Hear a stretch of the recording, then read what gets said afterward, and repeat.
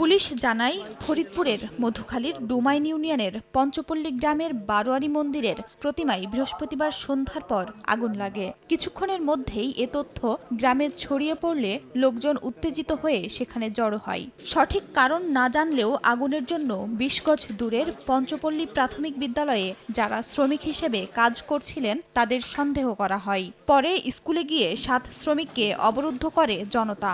এ সময় তাদের পিটুনি দেয় তারা। এতে গুরুতর আহত হলেও তাদেরকে শ্রেণীকক্ষে আটকে রাখা হয়।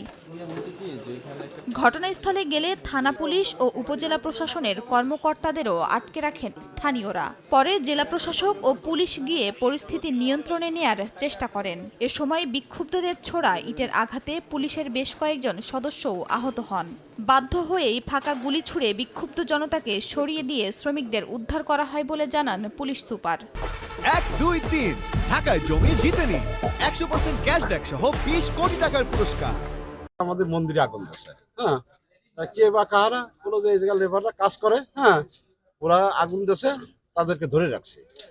আমি তাৎক্ষণিকভাবে এখানে আসলাম, আসে দেখি যে হাজার হাজার জনগণ, হ্যাঁ, মোটামুটি জনগণকে একটু শান্ত করার চেষ্টা করি, কিন্তু আসলে পরিস্থিতি দেখলাম যে বেগতিক। আগুন দিয়েছে, এটাকে কেন্দ্র করে এখানে শ্রমিকদের উপর হামলা হয়েছে এবং এখানে অনেকগুলো গ্রাম আছে, গ্রামের সমস্ত লোক একত্র হয়ে শ্রমিকদের উপর হামলা করে। এখানে চারিদিক দিয়ে সমস্ত উচ্ছৃঙ্খল জনতা ছিল এবং যারা আহত সবাই ভিতরে ছিল এই প্রাইভেট স্কুলের, তাদেরকে ঘিরে রাখছিল।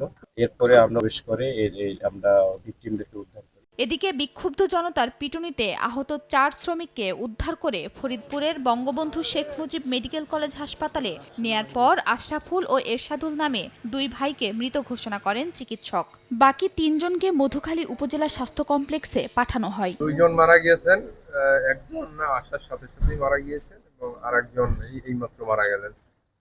আর ২ জন সিরিয়াসলি ইনজিউর্ড, তাদের আমরা সর্বোচ্চ চিকিৎসা দেওয়ার চেষ্টা করছি। একটা পেশেন্টের ফ্র্যাকচার আছে, পেশেন্টকে আমরা মোটামুটি প্রাথমিক ট্রিটমেন্ট দিচ্ছি।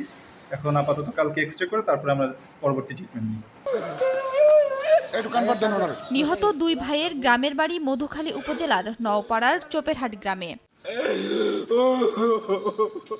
ঘটনার পর থেকে পঞ্চপল্লী গ্রাম থমথমে। পরিস্থিতি বিবেচনায় মোতায়েন রয়েছে পুলিশের বিপুল সংখ্যক সদস্য।